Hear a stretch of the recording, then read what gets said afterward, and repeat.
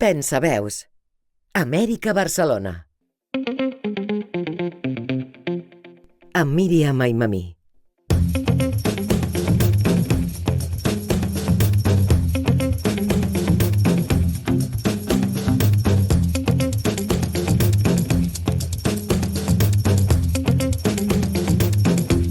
Benvinguts i benvingudes a Amèrica Barcelona, Pensaveus compartides. És un plaer donar la benvinguda a aquest espai a la nostra audiència. Gràcies per continuar amb nosaltres. Avui posem punt final als programes dedicats al franquisme 50 anys de la fi de la dictadura.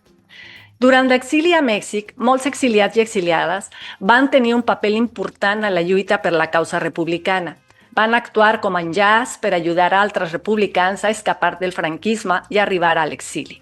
Van fer servir els seus contactes per gestionar visats, passatges, feines i allotjament. Actuant com una xarxa d'acollida, altres van oferir suport material recaptant fons. Les dones republicanes no en van ser una excepció. Organitzades en grups i xarxes, van combinar activitats de suport material com la recaptació de fons, l'enviament d'aliments i de medicaments, amb una intensa tasca política i social.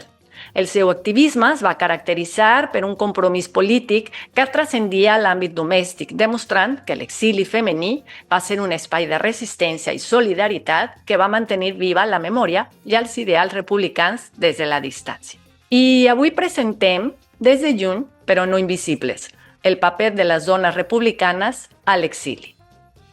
Saludo al molt plaer a Leonardo Alvarado i a Alonso Leal. Gràcies per ser-hi en aquest darrer programa de la sèrie.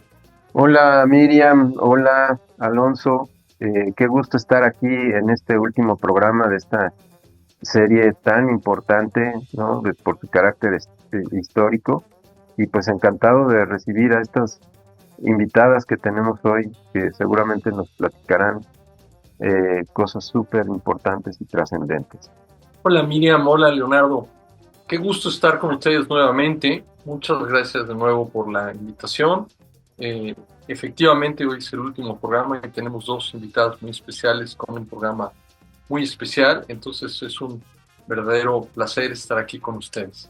Aquest divendres tenim el plaer de comptar amb dues convidades molt especials, ja ho deia l'Alonso, María Ángeles Comesaña i Patricia de los Ríos, que ens porten una connexió molt directa amb la història i la lluita de la Unió de Dones Espanyoles. Leonardo, endavant, sisplau. María Ángeles Comesaña Concheiro nació en la Ciudad de México y pertenece a la tercera generación de poetas del exilio republicano. Es egresada de la Escuela Nacional de Antropología e Historia, donde obtuvo estudios en etnohistoria y antropología social. Ha dedicado su labor profesional a la investigación, la difusión y la promoción de la cultura. Además de su actividad como poeta y editora, ha participado en la coordinación y conducción de programas de radio y ha coordinado talleres de creación literaria. Ha trabajado, entre otros, las biografías de Pilar Claudín, Desde la cárcel, de Madrid, Fernando Solana, un mexicano excepcional, Roger Díaz de Cosío, Un viaje por territorio de asombros. Su formación como poeta se la debe al taller de los jueves, donde participaban Antonio del Toro, Guillermo Fernández, Beatriz Novaro, Víctor Mendiola, Gloria Guervitz y Eduardo Hurtado. El movimiento del 68 dictó sus primeros poemas impresos en un mimeógrafo a manera de volantes para repartir en las calles de la Ciudad de México, junto con la Brigada Miguel Hernández, a la que pertenecía. Efraín Huerta y a Carlos Viescas la impulsaron para escribir y publicar su primer poemario, Donde conversan los amigos, De la mano del viento e Inédito diamante, son algunos de sus poemarios. Recientemente fue nombrada vicepresidenta de la mesa directiva del Ateneo Español de México.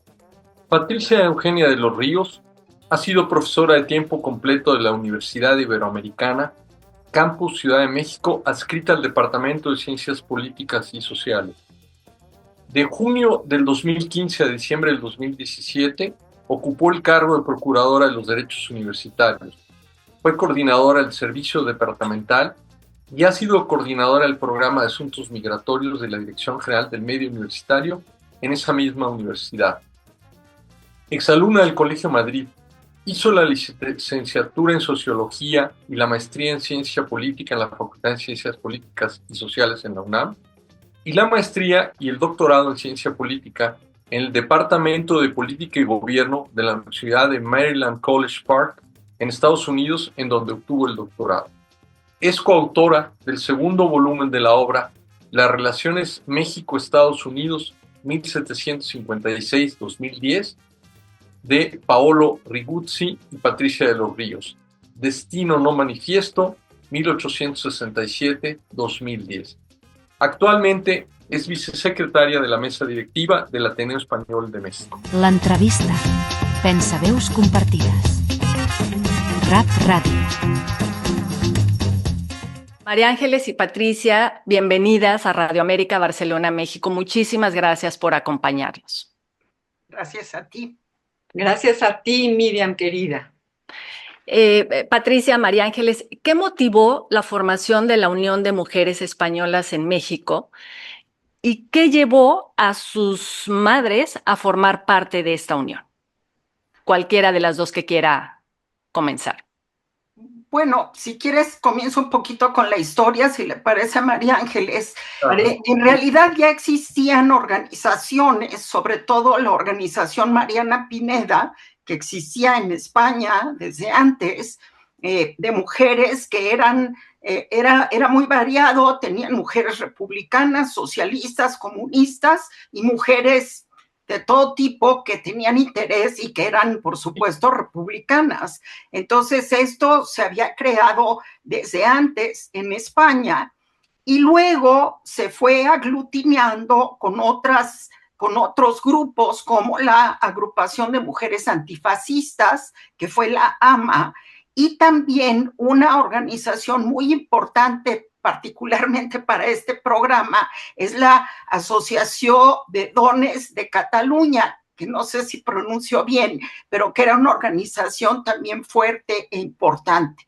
Ahora, lo que sucedió es que una vez derrotada la República, cuando llegan primero se organizan en Francia, por supuesto, y luego ya cuando llegan a México se organizan estos diversos grupos y finalmente lo que se crea, digamos, es la UME, la Unión de Mujeres Españolas, que era como una fusión de varios de estos grupos. Hay que decir solamente una cosa muy importante.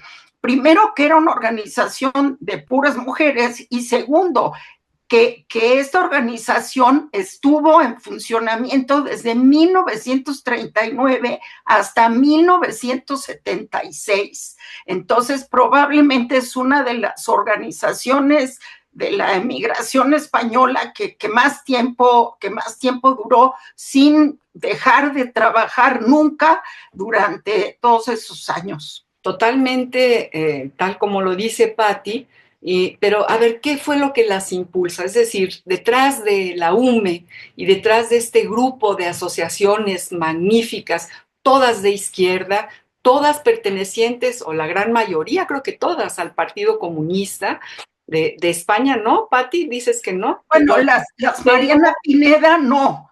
Pero algunas mujeres, ¿no? No sé, las de Mariana Pineda, no. Pero bueno, lo que en mi caso particular recuerdo y siento es que venían a México de una guerra, de la guerra civil, es decir, venían de la tragedia, de haber vivido de alguna manera un episodio verdaderamente estrujante de sus propias vidas, de muy jóvenes, de muy jovencitas.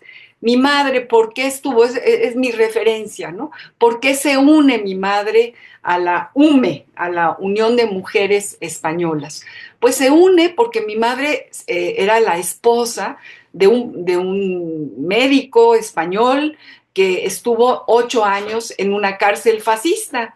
Cuando eran jóvenes, eran novios y resulta que a mi padre lo toman preso muy, muy pronto porque Galicia, ellos eran gallegos, Galicia cae primero que ninguna otra región de España en manos de los franquistas y de los fascistas. Claro. y a mi padre le dan una paliza, tenía 22 años, era estudiante de medicina, estaba en el último año de la carrera, y bueno, mi madre puede mirar, digamos, empieza esta intensidad, esta absoluta y total aberración, injusticia de las mujeres jóvenes que estaban relacionadas con estos grupos de jóvenes militantes que querían cambiar el mundo y que querían, desde luego, que España fuera republicana y estaban en contra de la rancia monarquía. Entonces, bueno, vienen a México, mi padre sale de la cárcel,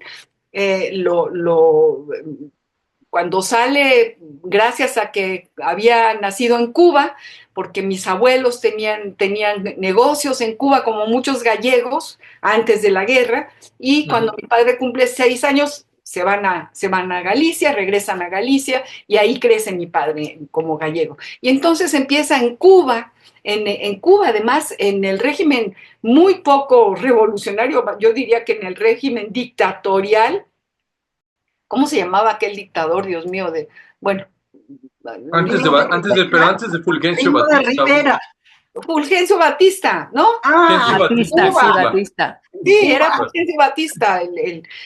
Bueno, pues Fulgencio Batista arma toda una campaña, el gallego cubano, que lo van a matar, que no lo maten, porque mi padre tenía 3 penas de muerte. Es decir, todo esto yo lo cuento un poco porque la intensidad maravillosa, la absoluta convicción de que tenían que hacer alguna cosa, estas mujeres jóvenes, maravillosas, que llegaban a un país desconocido, ¿no? Que no sabían qué iba a pasar, pero que habían dejado allá a muchos presos políticos, ¿no? Mi madre conocía a muchas familias de los presos políticos gallegos, mi padre desde luego era médico de la cárcel y había visto las escenas más terroríficas y había dejado a sus compañeros presos, y entonces, bueno, es un poco, yo quería plantear estas, digamos, ¿qué las lleva a unirse? Es una, digamos, una acción natural, ¿no? Su naturaleza, porque además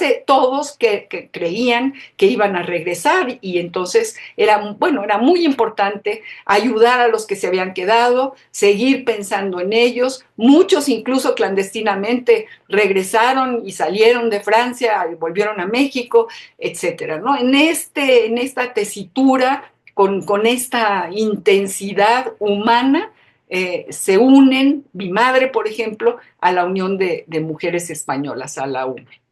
Yo diría una cosa muy importante, que la República, España era un país atrasadísimo en todos los terrenos, y particularmente respecto a las mujeres. Las mujeres no tenían derechos en España, no podían hacer contratos, desde luego no se podían divorciar, etcétera. Entonces, ¿qué pasa? Los años de la República significan un cambio radical. La República le da a las mujeres todos los derechos. Y digo esto, ¿por qué?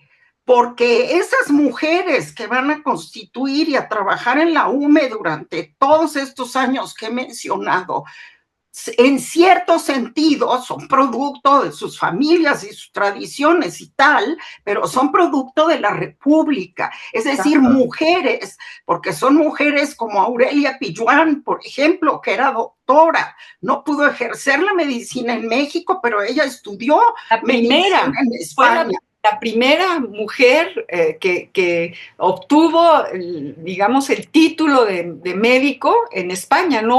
Ella fue la primera, Aurelia Pilluán, que después era Pérez Pilluán porque se casó con...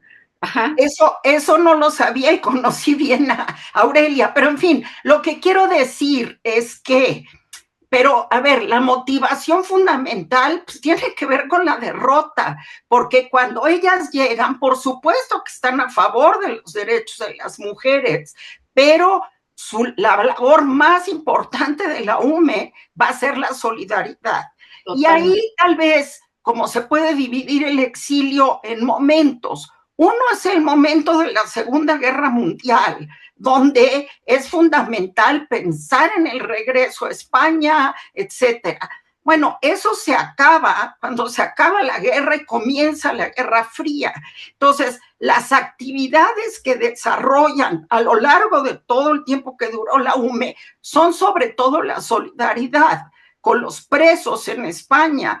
Se dividen, en fin, hay un congreso muy importante en 1946 en Toulouse, en Francia, donde la presidenta es Dolores Ibárruri. Aquí ya también hay una relación, por supuesto, muy cercana con el Partido Comunista, y entonces ahí ya, digamos, cambian las cosas, porque todos se dan cuenta cuando ya reconocen eventualmente a Franco, etcétera, etcétera, los países que lo hicieron.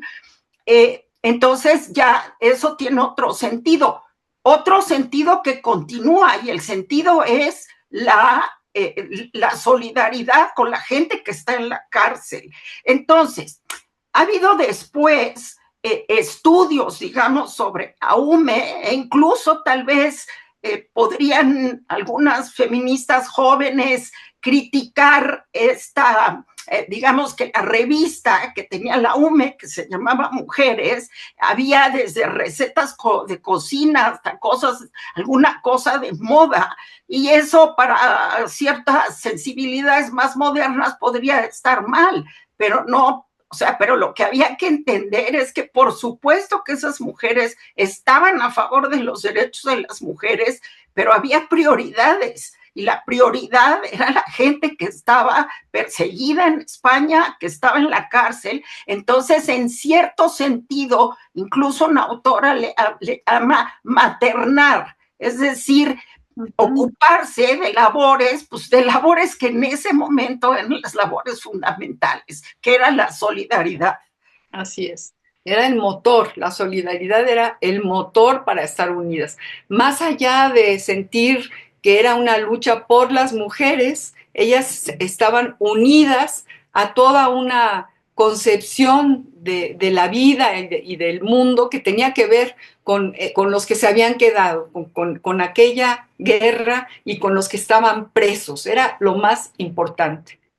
Yo recuerdo que yo era niña, bueno, además de este magnífico marco de referencia que Patti nos acaba de decir, me acuerdo yo de la UME, me acuerdo yo era una niña muy pequeña, y mi madre, que era una gran tejedora, tejía como los propios ángeles, y además era de una rapidez impresionante, llevaba sus estambres, o sea, crecí entre los estambres y las agujas de los suéteres y las bufandas que mi madre y que otras amigas de mi madre hacían para llevar para mandar a España, a la solidaridad con esta, sobre todo con los presos, o sea, era como muy presente. No era tanto una lucha todavía claramente feminista, pero era una reacción natural a lo que se estaba viviendo, y el grupo de mujeres unidas alrededor de cómo se puede ayudar. Yo recuerdo que iba brincando entre los estambres cuando yo era muy niña, y jugando con otras niñas pequeñas. Patti es mucho más joven que yo y seguramente no le tocó ir a las reuniones hasta las 9, 10 de la noche. Y luego había algo muy, muy bonito. Se dividían las familias de los presos, es decir, cada una de las mujeres que integraban la UME tenían a su cargo el escribir cartas y mandar esas bufandas y esos suéteres a una familia determinada. Mi madre tenía una familia en Madrid, y era como nuestra familia también, ¿no? Siempre se hablaba de ellos, y ya nació la nieta, y ya ahora están así, y ahora ya les llegó el paquete, y ya, en fin, toda mi infancia, o hasta los 16, 17 años, hasta mi adolescencia, viví cerca de aquello, ¿no? Aquello tan maravilloso. Mis padres, mi madre fue a ver a su madre, pudo ir después de muchos años a España, y fue a visitarlos a su familia, la familia que le tocaba, con la que se escribían cartas entrañables. Y nos contaba que fue muy duro porque esa familia pensaba que mi madre era la novia del preso y resulta que mi madre no era la novia del preso, era la mujer de mi papá. Entonces así como que cuando la conocieron decía mi madre, bueno, sí fue como una decepción, pero igual los abracé y nos abrazamos muchísimo, ¿no? Pero bueno, cosas así muy entrañables, muy humanas, fueron, digamos, el contexto en el que crecimos las mujeres de mi generación, de hijas de esta generación de los Oye, republicanos. María Ángeles, aprovecho para preguntar, yo ya había oído lo que tú mencionaste del tejido, pero cuando hablan de solidaridad, y esto es algo que le comenté a Patricia, ¿no? Además de la actividad, por ejemplo, de publicar esta revista, etcétera, que además de digamos, estas actividades y las actividades en teoría políticas, algunas autoras que incluso entrevistaron a Patricia mencionan que hacían una serie de actividades, pero no las precisan. ¿Qué otro tipo de cosas hacía la UME en concreto? Pues, por ejemplo, las fiestas en la sede del Partido Comunista de España en México, que estaba ubicado en la calle de Versalles, número 90. También ahí crecimos, ¿no? Ahí llegaba Pedro Garfias en unas camionetas muy estrafalarias y los niños jugábamos en la calle, en aquel entonces se podía jugar en las calles, ¿no? Y bueno, todos llegaban ahí a los 14 de abril en este maravilloso lugar, pues eran memorables. Y había un amigo también que iba, pues, y que quería mucho a la UME, ¿verdad, Patti? Que era joyero y les regalaba a las mujeres de la UME algunas joyas muy bellas, ¿no? Con piedras muy bonitas y se rifaban, había las rifas, ¿no? Era todo un acontecimiento, la rifa de la UME, todas cocinaban maravillosamente, había las mesas todas llenas de tortillas de patatas, empanadas gallegas, en fin, toda la gastronomía ahí se ponía, ¿no? Y entonces, bueno, era como muy importante estas fiestas, ¿verdad, Pati? Sí, muy importantes, pero, a ver, ¿cuál era la fiesta fundamental en la UME? El 8 de marzo. El 8 de marzo era el Día Internacional de la Mujer. La UME era miembro de la FEDIM, que era la Federación Democrática Internacional de Mujeres. Es decir, el 8 de marzo era lo que era originalmente, que era una fiesta de la izquierda, era una fiesta de las mujeres revolucionarias, de Clara Zetkin, etcétera. Yo no estoy en contra de que se haya popularizado, aunque ahora de repente alguien le manda unos flores por ser mujer ese día, lo cual es bastante ridículo, pero vuelvo a la UME. A ver, la UME no tenía un lugar donde reunirse, la UME siempre se reunía donde podía, en el Ateneo, en los centros españoles, etcétera. Su labor, su día fundamental era el 8 de marzo. El 8 de marzo porque lo otro es un poco las fiestas en la sede del Partido Comunista. Las fiestas de la UME no eran en Versalles, las fiestas de la UME eran en centros diversos. Ahora, hay que decir algo muy importante, porque sí, porque hay que decirlo. La UME estaba relacionada ciertamente con el Partido Comunista e incluso algunas mujeres se salieron por esa razón. Pero incluso esas mujeres y otras mujeres de la vieja colonia española, y no digamos mexicanas, querían ser solidarias con España. Entonces, mi madre nunca tejió nada porque mi madre leía, pero no hacía eso. Pero es una historia interesante y lo que quiero mencionar son nombres, porque yo ahora cuando leo estas cosas digo, ay, estas personas se han convertido en personajes, pero para mí eran personas a las que conocí. Entonces, mi madre era muy joven. ¿Por qué se volvió de la UME? porque Emilia Elías, grandísima pedagoga de la emigración española, le dijo: Eladia, tú que eres secretaria, por favor tú, ella era la secretaria de la UME, Emilia Elías, y entonces le dice: por favor tú toma las notas. Entonces, quiero recordar a Emilia Elías, quiero recordar a Veneranda Manzano, claro. Quiero recordar a María Tarragona, quiero recordar, además de Aurelia Pilluán, maravillosa mujer, a Pepita Goldú, a Filo Espresate, sí, a Matilde Cantos. Todas estas eran a Luisa Viqueira. Ah, bueno, desde luego, pero es que el problema es que había un grupo que eran las que organizaban esto a lo largo de toda esta vida, pero las fiestas de la UME del 8 de marzo, eran muy importantes. Primero, siempre iba doña Amalia Solórzano de Cárdenas, que no se perdía un 8 de marzo nunca. Y no iba Clementina Batalla de Basols, grandísima mujer mexicana, abogada ella, que malas lenguas dicen que era mejor abogada que don Chicho, pero era mujer, etcétera. Es decir, esa es la gran fiesta. ¿Qué hacían? Recolectar dinero.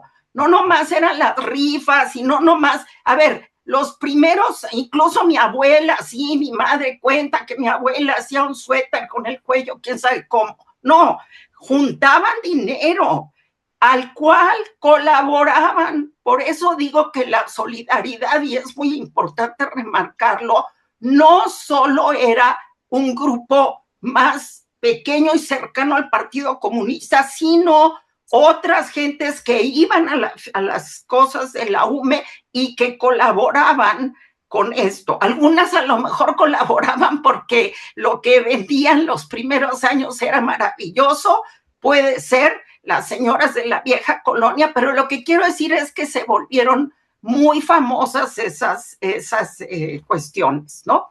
Entonces, bueno, simplemente eso quería yo decir. Lo que juntaban era dinero, no solo las mujeres de la UME, sino que como es lógico pensar, mucha gente que incluso no era cercana a esas organizaciones, pero para España sí daban dinero y demás, ¿no? Exacto. ¿Y cuál era el destino de esos fondos, Patricia? El destino era, no, en el caso de la UME, el destino fundamental eran los presos y sus presos políticos, exacto. Claro, los presos. No, me acuerdo también de Raquel Tibol. Eso iba a decir, que Raquel Tibol, o sea, que había muchas otras, por ejemplo, yo ahora se me va a olvidar, pero la gran arqueóloga mexicana, a la que después deshicieron porque era mujer, porque dijo que había descubierto los huesos de Cuauhtémoc. Yo conocí a esa mujer en la Eulalia Guzmán. Eulalia Guzmán, mira qué bueno, ¿ves? Esa no estaba en mi acordeón. Eulalia Guzmán fue a una de esas fiestas de la UME. O sea que sí era un lugar que concitaba, digamos, una solidaridad de muchas personas y de muchas mujeres que no solo eran españolas o mexicanas, sino de otras partes también. Y bueno, esta mujer maravillosa que acabas de mencionar, esposa de Basols, del gran diplomático que ayudó muchísimo para que viniera el Sinaí a México, si no mal recuerdo, Patti.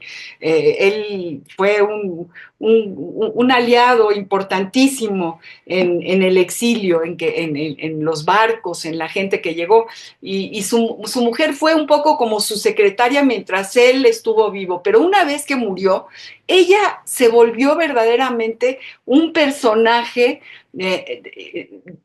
muy, muy, muy cercano a la UME, muy cercano al exilio, y bueno, fue una mujer verdaderamente maravillosa. Lo mismo Raquel Tibol, la historiadora del arte tan importante, que era tremenda, tenía una fortaleza, era argentina y era parte fundamental de la UME.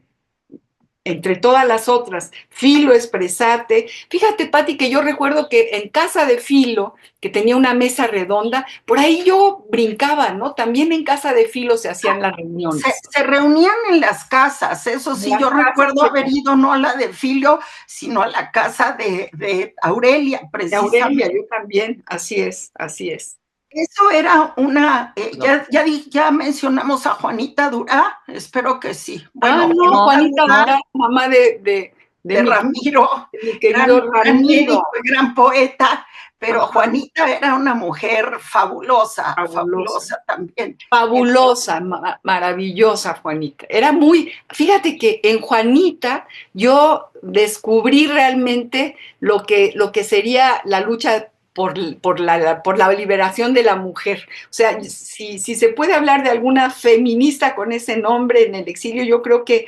ella lo fue. Juanita lo era una luchadora por la mujer. A mí me acuerdo muy bien que nos educaba y nos decía, las mujeres tenemos que hacer las cosas por nosotras mismas, nada de que con los hombres, nada de que por casarse. Yo con una dulzura extraordinaria. No, Juanita era única, era única. Sí, yo creo que una cosa que también quería contar, que tiene mucho que ver con la historia del mundo en esos años. A ver, su labor fundamental de estas mujeres era la solidaridad, pero y creo que tú y yo entramos a diferentes momentos. Yo nací, tengo 72 años, nací en 53, como le dice la canción, entonces digamos, yo a la UME, porque yo fui mano inocente cuando tenía, no sé, 8 años o 5, los que fueran, en las rifas y cosas así, pero después yo iba con mi madre siempre, por lo menos al 8 de marzo siempre, pero lo que quiero decir es que yo escuché a estas mujeres cómo fue cambiando el mundo, lo que fue pasando. Creo recordar que yo estaba en algo de la UME el día que mataron a Martin Luther King, etcétera. Y cuando Juanita se fue a Cuba, la UME, que ya la situación o ya tenían suficiente, digamos, para amadrinar una escuela en Cuba. Y luego, por ejemplo, una anécdota, si se quiere, digamos, ahí no es que mandaran dinero ni nada, pero por ejemplo, cuando se abre la embajada de Vietnam en México, va un grupo de mujeres de la UME a visitar la embajada. Y recuerdo que mi madre, por ejemplo, regaló un mantel que a todo lo había bordado mi abuela, pero que era para una mesa, pues que no había en ninguna de nuestras casas, para una mesa de embajada grande, ¿no? Y recuerdo haber ido muchos años después, ahí estaba aquella cosa. Los primeros diplomáticos jugaban ajedrez con unas figuritas de papel que ellos habían construido. Entonces, todas estas cosas que eran como súper conmovedoras, pero ¿de qué nos dan idea para no ponernos emocionados? De que estas mujeres fueron caminando con la vida, y yo las recuerdo discutiendo de política, de todo lo que estaba pasando en el mundo, por eso menciono a Martin Luther King o a Cuba o a Vietnam. Es decir, todas estas eran mujeres, las de la UME sí eran mujeres políticas, sí eran mujeres que claro que habían pasado la guerra y todo, pero eran mujeres, además, todas eran cultas y todas eran muy conocedoras de la política. Ahora, solo una anotación que yo no me acuerdo si ya lo dije, pero Elías le pidió a mi madre que mi madre tomara las notas. Mi madre era muy joven. Mi madre en realidad no tendría por qué haber militado en la UME al principio, durante la Segunda Guerra Mundial. No era una niña, pero digamos, hubiera tenido que militar en la JSU y ya. Pero Emilia Elías le pidió que tomara las actas de la UME. Por cierto, triste cosa, en el archivo del Partido Comunista en Madrid está la revista Mujeres, pero toda la historia de papel de la UME, quién sabe dónde está. Seguramente acabó en una basura, tal vez.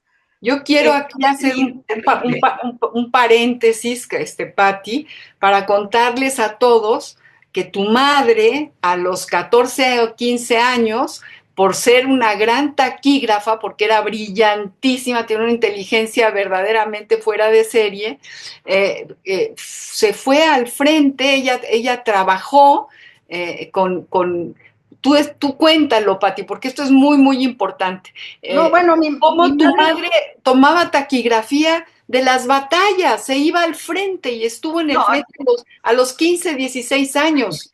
Bueno, pero no se iba sola. A ver, vamos a verla. Mi madre tuvo que mantener a su familia porque ella era chiquita. A los 14 años, un hermano se fue como miliciano y el otro quedó del otro lado.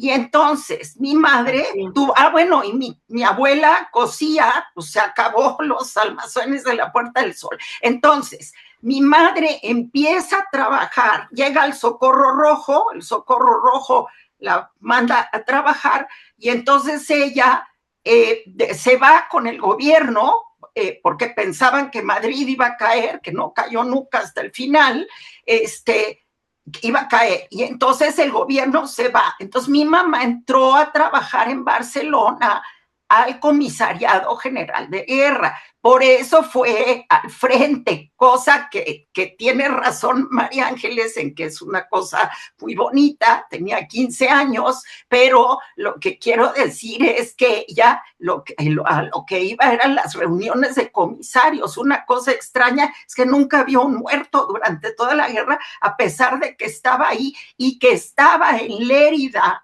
cuando hubo el terrible bombardeo de Lérida, que fue casi peor o igual que Guernica, y que sin embargo no se dice. Yo tampoco lo sabía, yo me he enterado leyendo libros sobre esto. Pero sí, mi madre, por ser una gran taquígrafa y una gran secretaria, porque no estaba la secretaria de siempre, de cuando se mandó el libro blanco de la República, la introducción, la que tomó eso a la biografía fue mi madre, ¿no? Pero bueno, sí fue una cosa muy, muy interesante lo que pasó. Y verdaderamente, imagínense, y algo increíble, yo es que acabo de leer el libro que Patti está por editar, que hay que leerlo, sobre la vida de su madre, dándole la primera persona, Eladia. O sea, Eladia nos cuenta lo que vivió desde los 14 años y desde antes, y de su familia. Es un libro maravilloso, y bueno, algo que yo rescato muchísimo es que voy leyendo todas estas anécdotas y estas vivencias brutales, intensísimas, y me doy cuenta que la vida cotidiana sigue, que y Patti me dijo que coincidía conmigo, es decir, no hay el olor de la tragedia no, es la vida cotidiana, y ella tiene que ir a la batalla y tomar taquigrafía, pero también tiene que regresar a casa y hablar con sus papás y cenar y comer y cocinar. Es algo muy especial el libro de Eladia, que ojalá y se publique muy pronto. Bueno, pero no, ¿qué más quieren saber de la UME? Que tanto María Ángeles como yo del tema, estamos felices de hablar de la UME, porque qué bueno. Porque es importante. Yo creo que también, por eso es que sí debe escribir la biografía de esa mujer, que tiene guardada, porque yo creo que todo esto, como digo, ¿dónde está el archivo de la UME, no? Tal vez lo tenía Aurelia, y Aurelia pues murió. Entonces, creo que les agradecemos mucho este programa, porque es muy importante. El año pasado que estábamos en Veracruz y que el Ateneo hizo un recuerdo de las mujeres, nuestra maravillosa biblioteca se sacó un póster así con muchos nombres. Algunos, hubo una exposición de mujeres que fueron importantes porque fueron intelectuales o lo que fuera, pero bueno, entender eso, el papel de las mujeres en una guerra, tomando taquigrafía, el papel de las mujeres en la solidaridad, etcétera. Entonces, y cómo estas mujeres, que además tenían familias y otras tenían que trabajar y tal, pues durante cuántos años no pararon de hacer esto.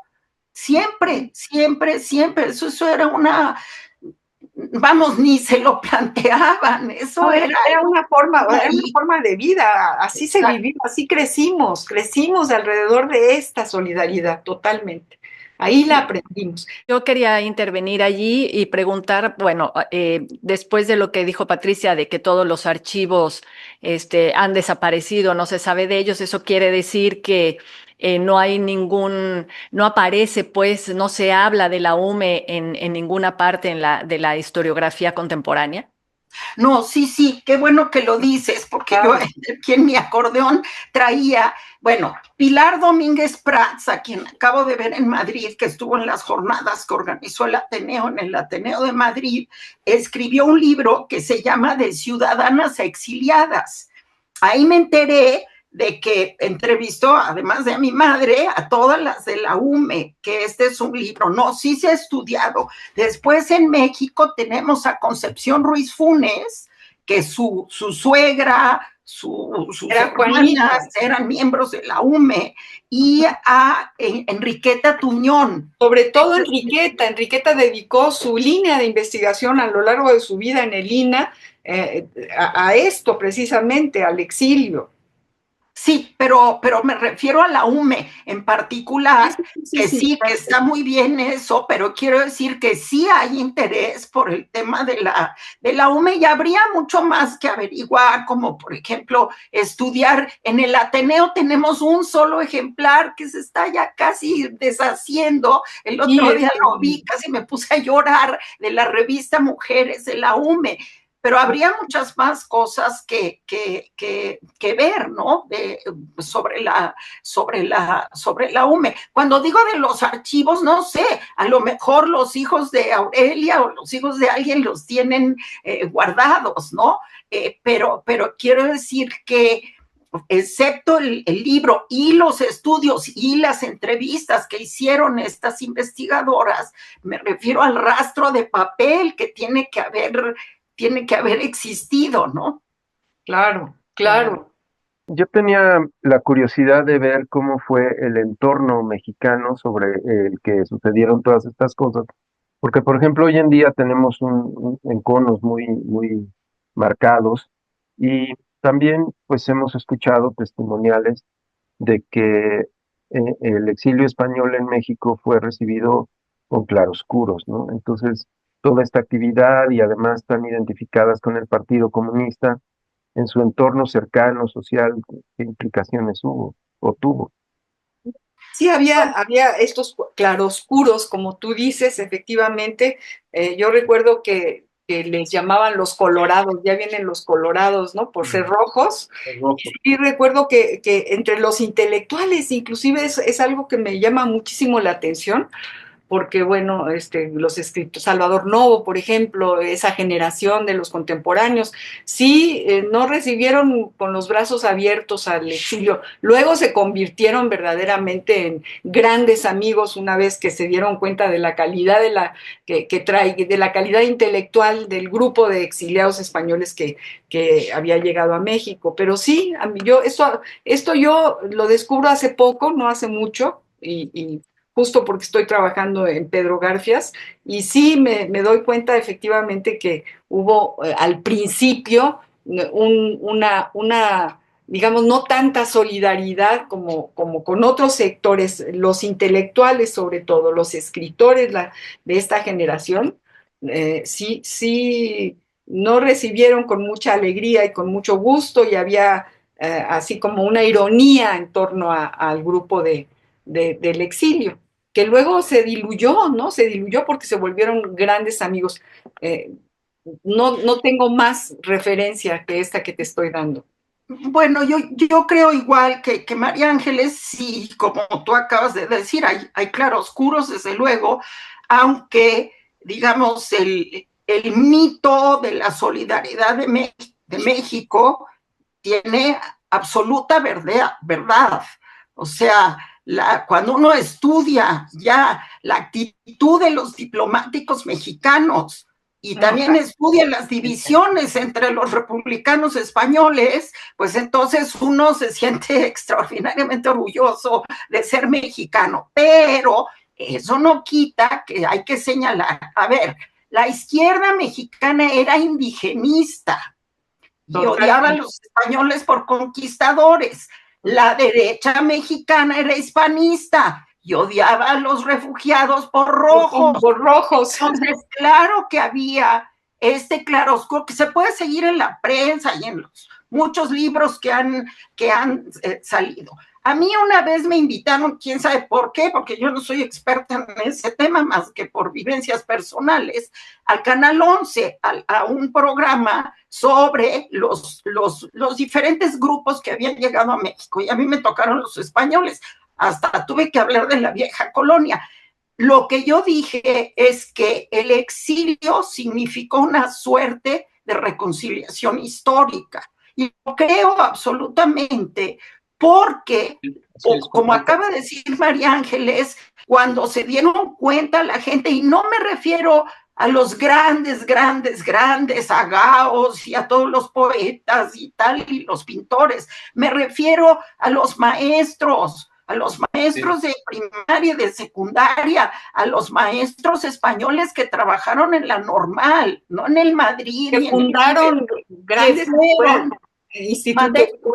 que fundaron grandes escuelas en el interior de la República, en Veracruz, por ejemplo. Claro, entonces toda esa gente se dio cuenta, incluso los que odiaban, porque también en México, por una serie de razones históricas que no vamos a ver aquí, en la escuela se enseña a odiar a los españoles. Entonces, bueno, mi madre y cuenta en esas cosas chistosas que un día mi hermana tenía 5 o 6 años, llega mi madre de trabajar y entonces era el septiembre, precisamente, y entonces mi hermana le empieza a contar, que vio que el padre Hidalgo y qué tal, y de repente se queda sentada y la señala así con un dedo flamígero y le dice: pero tú eres española. Y entonces, claro, mi mamá se súper enojó, fue a hablar con la profesora y le dijo: a ver si le dice usted a estos niños que los padres del padre Hidalgo eran españoles y qué tal y qué tal. Bueno, ahí mi madre decide inscribir a mi hermana en un colegio de refugiados. Eso es, esas cosas pasaban, pero también pasaban cosas como que una vez mi madre sale con mi hermana cargándola porque estaba enferma, se para un camión de línea, claro, el chofer era un vecino. Eso es precioso. Y entonces le dice a mi madre: ¿a dónde va? Y entonces le dice: es que tengo que llevar a mi hija al hospital. El cuate se voltea y le dice al pasaje: podemos llevar a la señora, y desvía el camión. Claro, hoy en México, en esta megalópolis, eso no podría suceder, pero en esa época sí sucedía. Entonces un chofer de camión, desvía el camión y lleva a mi madre a un hospital. Entonces, sí pasó eso, sí está muy estudiado y se sabe, pues, de cada quien lo que pasó en aquellos momentos. Pero muy importante, los refugiados españoles, llegó el gobierno, que eso es diferente, esa es una inmigración distinta. Y otra cosa, siempre en la historia de México también es el gobierno el que toma las decisiones. Mucha gente tampoco quería a los argentinos ni a los chilenos, y antes de esos tal vez algunos centroamericanos, pero la actitud del gobierno es la que marca la pauta, y esa actitud se mantuvo a lo largo de todo el exilio, hasta que se murió Franco. Yo creo que no hay ningún otro país en el mundo que tenga eso, ¿no? Tardado tanto. Yo recuerdo que a una tía mía fantástica, mi tía Estrellita, que era costurera y era también, eso es otra historia extraordinaria, a ella le gustaba muchísimo las fiestas populares, y ir, por ejemplo, el 15 de septiembre al Grito. El Grito le parecía fantástico, ¿no? Y íbamos con ella, y mi primo, mi hermano y yo íbamos al grito, y creo que también su esposo, mi tío Alonso, y cuando oían el acento, les llamaban gachupines, gachupines, aquí están los gachupines. Y mi tía Estrellita, no importa, venimos a gritar por la independencia. Pero recuerdo eso así como una anécdota entonces estábamos tranquilísimos, ¿no? Que nos llamaran gachupines, no nos importaba nada, pero dábamos el grito, y era como muy importante ir a dar el grito al Zócalo con mi familia, ¿no? Bueno, y hay que recordar también, yo tenía alguna compañera que en su casa, si no hablaba con C, mi hermana, por ejemplo, hablaba con C, pero pues así porque ella era así. Y mi mamá, cuando trabajaba en la presidencia, contestaba, presidencia, gasto público. Y mi mamá le decía, Maite, tú no puedes hablar con ese acento, por favor. En México, bueno, mi hermana cuando fue a estudiar a París se volvió mexicana, siempre era mexicana, pero lo que quiero decir es que también había gente a la que en su familia le decían tienes que hablar bien, y hablar bien era hablar con C, y algunos hasta les daban una bofetada. Entonces, vámonos con calma, porque del otro lado también había de pronto unas actitudes que no eran las correctas. Pero Pues efectivamente perdón. que sí había estos claroscuros, tiene razón en plantearlo, y los había, ¿sí? Los colorados, a mí me dolió eso cuando lo leí, ¿no? Que les llamaban los colorados, ahí vienen los colorados. En fin, Miriam, me ibas a hablar y te interrumpí, perdón. No, nos quedamos sin tiempo, realmente es una pena, pero creo que ha sido la mejor manera de cerrar esta serie de programas con pues llamémosle un homenaje, sí, a las mujeres republicanas que llegaron a México tras la Guerra Civil, mujeres exiliadas por la fuerza, pero nunca invisibilizadas, ¿no? Porque a través de la Unión de Mujeres Española, pues levantaron la voz y además se hicieron visibles y lucharon por la causa republicana. Su activismo yo creo que no solo sostuvo dicha causa desde el exilio, sino que también contribuyó al tejido social y cultural de México, dejando pues una huella profunda, y creo que recordarlas es un acto de dignidad y de compromiso con la historia de México y de España. Les agradezco profundamente, María Ángeles y Patricia y María Ángeles, por acompañarnos hoy. Ha sido un verdadero honor contar con su presencia y sobre todo con los valiosísimos testimonios que nos han compartido. Muchísimas gracias por mantener viva su memoria y por compartir con nosotros todo este legado. Muchísimas gracias a ti, gracias a ustedes, a Alonso, Miriam, muchas gracias. Gracias a ustedes, María Ángeles y Patricia. I vull agrair la participació de Leonardo Alvarado i Anna Alonso Leal al llarg d'aquesta sèrie de programes. La seva dedicació i compromís han estat fonamentals per donar profunditat i sentit a aquest projecte. Ens retrobem divendres que ve en més d'Amèrica Barcelona, Pensaveus Compartides.